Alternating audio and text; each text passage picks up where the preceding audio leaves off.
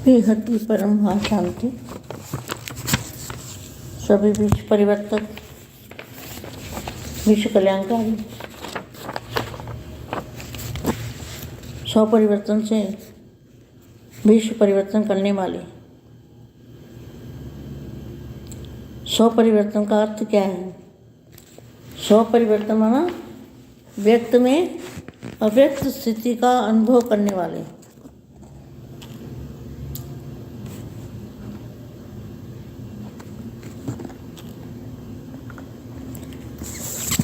स्वपरिवर्तन का अर्थ है व्यक्त में अव्यक्त स्थिति की अनुभूति करना और आत्मस्वरूप की अनुभूति करना और बेहद के परम धाम में दादाजी को देखना दिव्य दृष्टि से, आत्मस्वरूप से। ये बेहद के बच्चों की पहचान है। गीत भी गाते हैं ना, ये परम ज्ञान ना लिखा गया किताबों में, भगवान पढ़ाते हैं हमको। तो पढ़ाई किसको कहते हैं? पढ़ाई रोज़ आगे की आगे होती है। चढ़ती कला तेरे भाने सबका भला। ऐसे विशेष आत्माएं जो अपने आप को विश्व परिवर्तन के निमित्त समझते हैं, सारे विश्व की आत्माओं को जन्म मरण से छुड़ाने के लिए स्वपरिवर्तन करके विश्व परिवर्तन करते हैं। परिवर्तन कराना है, विनाश नहीं करना है। विनाश कभी नहीं होगा, परिवर्तन होगा। और बेहद की आत्माएं जो बीज रूप आत्माएं हैं, वही परिवर्तन करेंगी, परिवर्तन की जिम्मेवारी उठाएंगी। ऐसी आत्माओं को विश्व सेवाधारी माँ का दिल से याद प्यार और नमस्ते। अब थोड़े समय के लिए बेहद की कला में जाके दादाजी को याद करते हैं। दादाजी की याद से हमारी आत्मा में पावर आएगी और हमें समझने की शक्ति मिलेगी। विश्व परिवर्तन कार्य में सहयोगी बनने की पावर मिलेगी। तो हम बेहद के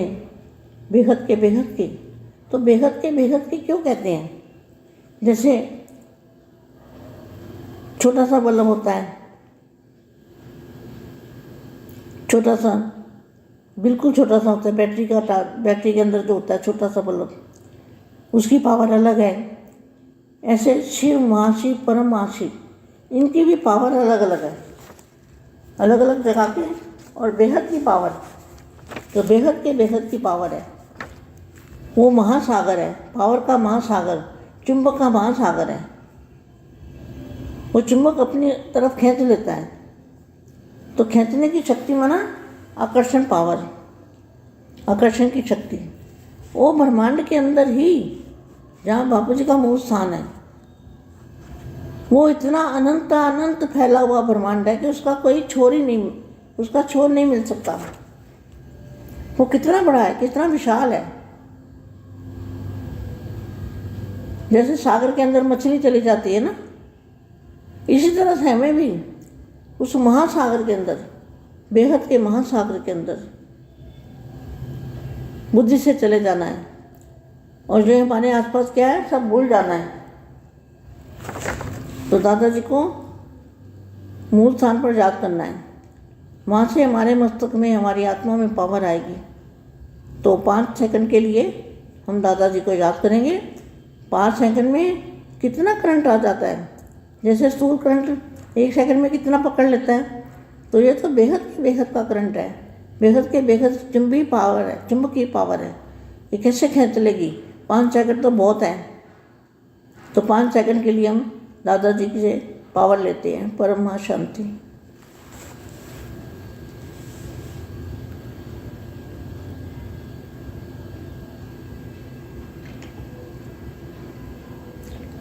परम शांति। देखो वाणियों में भी बोला हुआ, नई दुनिया के लिए नया ज्ञान चाहिए। लेकिन ये 83 की व्यक्तवाणी है, पेज नंबर 193।